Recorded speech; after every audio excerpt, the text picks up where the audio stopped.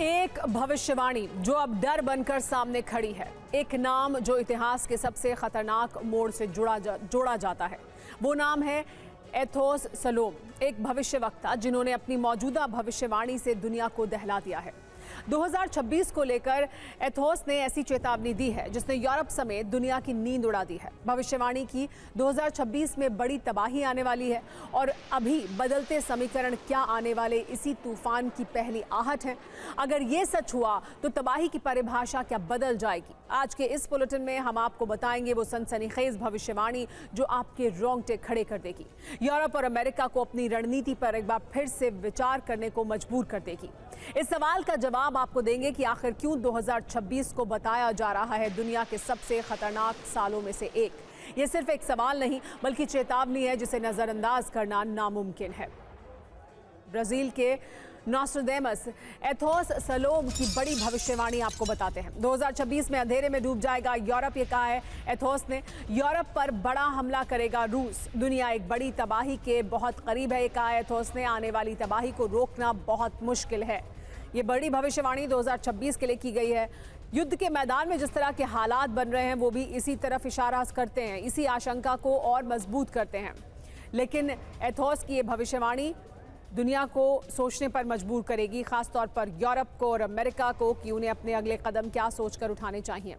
आपको बताते हैं कि एथोस सलोम ने क्या भविष्यवाणी की है, क्या कुछ कहा है, जानिए एक बार फिर से।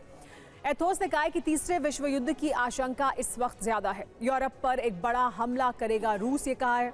यूरोप पर बड़ा साइबर अटैक भी होगा। अंधेरे में डूब सकता है यूरोप। 2026 में यूरोप में ब्लैकआउट होगा। रूस और नेटो की जंग हो सकती है। 2026 में हाइब्रिड युद्ध का डर है। दुनिया की शक्ति की धुरी बदलेगी। रूस और भारत नई भूमिका में होंगे, ये कहा है। अब आपको ये बताते हैं कि उनकी पिछली कौन सी भविष्यवाणियां सच हुई हैं जिसकी वजह से इस भविष्यवाणी को लेकर भी लोग ये कह रहे हैं कि ये सच हो सकती है क्या।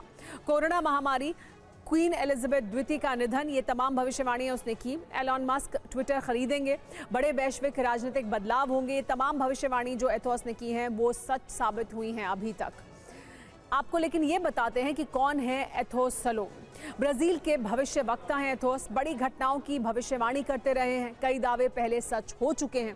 16वीं सदी के नॉस्ट्राडामस से इनकी तुलना की जाती है। अंतर्राष्ट्रीय मीडिया में बहुत ज्यादा चर्चेज हैं एथोस, और एथोस की भविष्यवाणी यूरोप में चर्चा का विषय बनी हुई है। यूरोपियन यूनियन ने इस बीच रूसी संपत्तियों को अनिश्चित काल के लिए फ्रीज कर दिया है। रूस के सेंट्रल बैंक ने इस मामले में यूरो क्लियर बैंक के ऊपर मुकदमा दायर कर दिया है। रूस ने एक्सचेंज रेट के हिसाब से 195 बिलियन यूरो की डिमांड की है। यूरोप के देश चाहते हैं कि इस संपत्ति से यूक्रेन को मदद दी जाती रहे। तनातनी के बीच हंगरी ने कहा है कि वो इस फैसले के खिलाफ है। अगर यूरोपियन यूनियन ने यह कदम उठाया तो इससे पूरे यूरोप को जंग लड़नी होगी।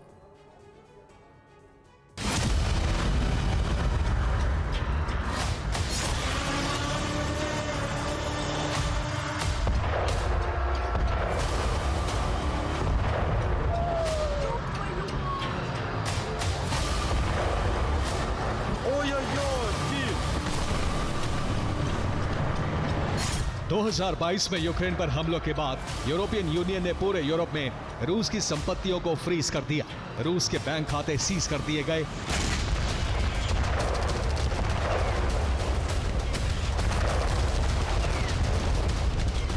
इन संपत्तियों से होने वाली आमदनी रूस को नहीं दी गई, बल्कि अब फैसला लिया गया है कि रूस की संपत्तियां हमेशा के लिए फ्रीज कर दी जाएं।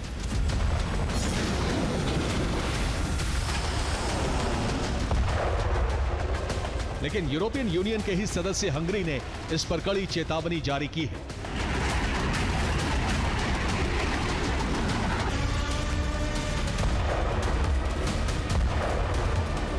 हंगरी ने यूरोपियन यूनियन की संसद में इस फैसले पर वीटो लगाने का ऐलान भी कर दिया है। जबकि जर्मनी की बैठक में ईयू ने तय किया है कि इस पर जल्द फैसला लिया जाएगा कि रूसी संपत्तियों से यूक्रेन को मदद कैसे दी जाए।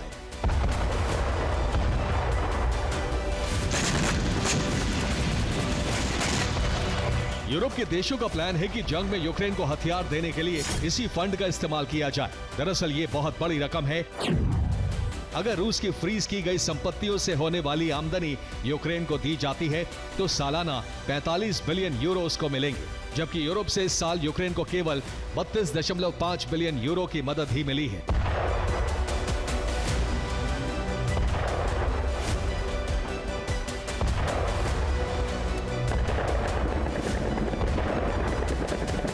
इस मदद में भी रूसी संपत्तियों से होने वाली आमदनी का इस्तेमाल किया गया था। सितंबर 2025 की रिपोर्ट है कि यूरोप में रूस की 362 बिलियन डॉलर की संपत्ति फ्रीज की गई थी।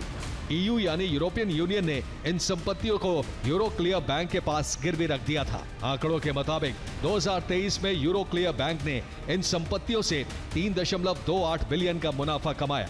2024 में यह बढ़कर 3.96 बिलियन डॉलर तक पहुंच गया। 2025 में अब तक यूरोक्लियर बैंक 2.76 बिलियन का मुनाफा कमा चुका है।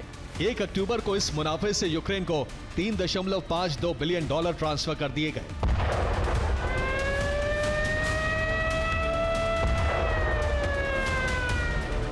अब प्लान है कि आने वाले दिनों में फिर यूक्रेन को 4.7 बिलियन डॉलर की मदद जारी की जाए।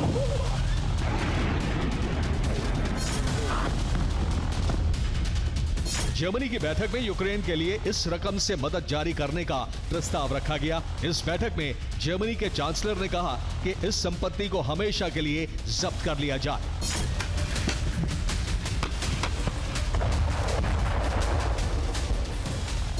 इस संपत्ति के जब्त होने से रूस को यह एहसास होगा कि युद्ध छेड़ने का फैसला गलत था।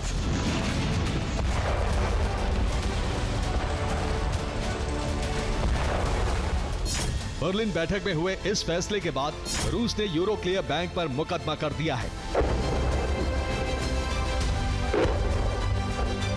रूस ने 195 बिलियन यूरो की डिमांड की है। ये वो रकम है जो रूस की संपत्तियों से यूरोक्लियर को आमदनी के तौर पर मिली है।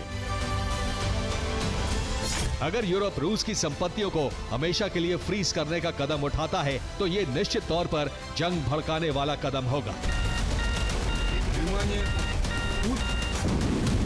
Bureau report, TV9, Bharatvarsh.